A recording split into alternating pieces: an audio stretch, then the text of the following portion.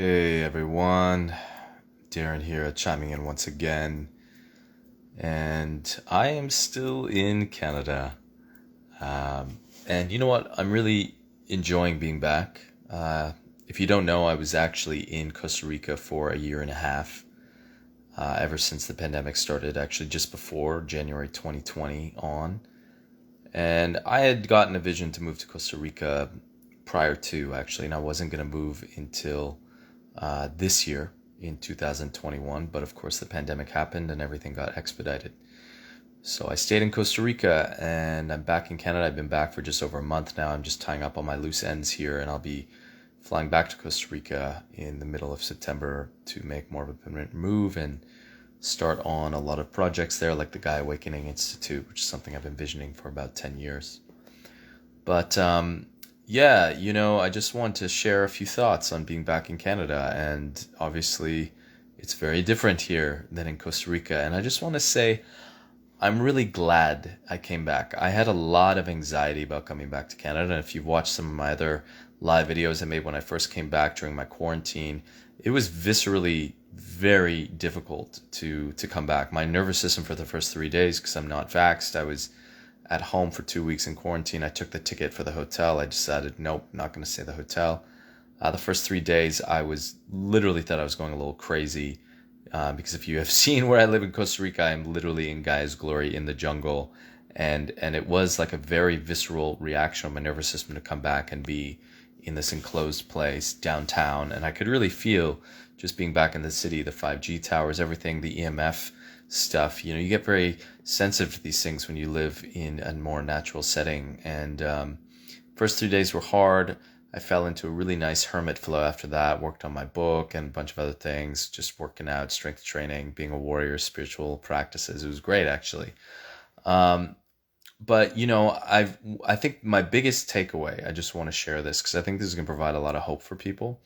My biggest takeaway from being back in Canada is, despite whatever is happening right now with the governments really showing themselves to be like absolutely tyrannical, that there's these really, I mean, just look at the nature of governments and how they've acted for decades and hundreds of years. It should come as no surprise. It's just been kind of like a sham that we have these democratic systems in place. It's really still just a carryover of like ancient monarchy powers and, controlling human consciousness.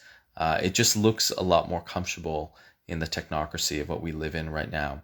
But my biggest takeaway, despite all of that, is that all of my friends, all of my peeps, all my soul tribe who are spiritually activated human beings, who are part of the conscious community here in Toronto, they are all so fucking strong. They all got stronger through this whole thing. They are living my favorite credo from William Shakespeare, sweet are the uses of adversity. They are living proof. They have been powering through. They've been getting more serious and committed to their spiritual path, to building community. A lot of people have moved out of the city and they're galvanizing themselves on land projects. It is a beautiful sight to see, and just gives me more and more faith in humanity that no matter the adversity that hits us, like, really see adversity and challenges in your life as a joyful opportunity to flex the muscles of yourself, of your soul. That's really what all of these things are. It's just a test. It's just a massive, massive test. And you know what? All of this that's happening right now with COVID and the totally overreaction of our governments, and and it's not to denigrate or trivialize the lives that have been lost to this pandemic. Like, prayers up to those people who have suffered. But if you've been following my work, my biggest criticism has been, why are we censoring alternative and natural therapies? Why are not holistic medicines being asked to the round table of all these medical discussions? Why are we not Voltroning all the best medical sciences that we have at our disposal, both young and old, to make the most supreme healthcare possible? If we did so, we could have saved a lot more lives. I mean, for fuck's sake, I think it was like the Canadian Holistic Nutritionist Alliance in the first few months of the pandemic made an Instagram post where they said food does not boost immunity. I mean, that is a crime in my eyes. Food does fucking boost immunity. My God, food is thy medicine. It's one of the first lines of medicines that you should be using if you ever get sick. You should adjust your nutrition or even fast. And the fact that there's been so much denigration and censorship of all these other natural therapies is absolutely ridiculous. And the allopathic model has tremendous blind spots, and they're all being exposed right now for everyone who has eyes to see, so that we can actually resolve this and start to take our health in our own hands and build a much better healthcare system. But all of this is going to take place on a grassroots level. We can't wait for the government anymore. The government is completely compromised. They're all working for the World Economic Forum. This is not a conspiracy theory. Justin Trudeau, out of his own mouth, has said, we are following Agenda 2030, the Great Reset, the transhumanist agenda. It's there. You don't have to research this stuff. You just see what these politicians are saying. So we really have to become aware of what this agenda is. And they are exploiting this pandemic. Yes, they are exploiting it. When you look at the transfer of wealth that has happened throughout this whole pandemic, the closing of all these small businesses, the mental health crisis. There are places in Japan where more people are committing suicide than dying of COVID, for fuck's sake. When you look at the comorbidities that are happening with all the people dying from COVID, the numbers are getting so skewed, so distorted. There's a much more intelligent and skillful way to go about this for protecting our health and protecting against future pandemics. And it's going to require a much more concerted and intelligent effort than is being put forth right now with all these stupid lockdown scenarios, mask-wearing masquerades, and the salvationism of vaccines. I mean, yesterday, the FDA approves the Pfizer vaccine. And by the way, it's becoming more and more clear that they actually didn't approve the Pfizer vaccine. That is some kind of distortion by the mass media if you do your research. And this is just a joke. When you actually look at the FDA, when you look at Dr. Scott Gottlieb, who worked at the FDA from 2017 to 2019, and then went on to work on the board of directors at Pfizer. I mean, how is that not just suspicious? And you look at Janet Woodcock, who's the current FDA commissioner, and her role in okaying drugs with fentanyl, for okaying opioids, and really being a huge proponent of the opioid crisis, which is one of the real epidemics that's also happening. You just see that there's so much sketchiness. And I posted today on Facebook, just look at Pfizer's track record. They literally have paid out the biggest case settlement in pharmaceutical medical history, $2.83 billion, for putting out drugs, lying about their indications, and actually bribing healthcare practitioners to prescribe them. Holy shit. This is the same company that's making this mRNA vaccine. And then years later, it was something like 296 million settlement for putting out a menopausal drug that was actually killing people and giving them cancer. And then they were also found in Nigeria, they were fined $90 million for doing unconsensual medical tests on kids. I mean, this is absolutely crazy stuff. And the great thing is people are aware of it. People are sharing the knowledge. If you actually look beneath the veneer of all the fear porn of the media and the mind control, there is so much amazing digital warriors out there who are sharing information, who are coming together in strong communities. There is such strong pushback. I just watched a video of business owners in BC who are pushing back against the vaccine passports. You see on my stories, you'll see in France where they passed the vaccine passports, that people are literally eating outside in protest of the restaurants that are choosing to go with this vaccine passport agenda. So we have the power. We are the power. And this whole thing is actually for us to awaken to that. The thing is, if you look at this from a very kind of spiritual or deeper angle, we have been, all of us, we've been sheep. We've been basically living in this very subordinate way to all these governments for centuries upon centuries, if not fucking millennia. And the only way we're going to wake up is if the oppression got so visceral, so intense, so universal, so it applied to all races, to all peoples, to all minorities, to all levels of class, that we'd finally all get unified enough to realize, no, this is the line. Thou shalt not cross, as Gandalf says. And that's our moment right now. And it's amazing because the only way we're going to defeat this is if we take the narrative into our own hands.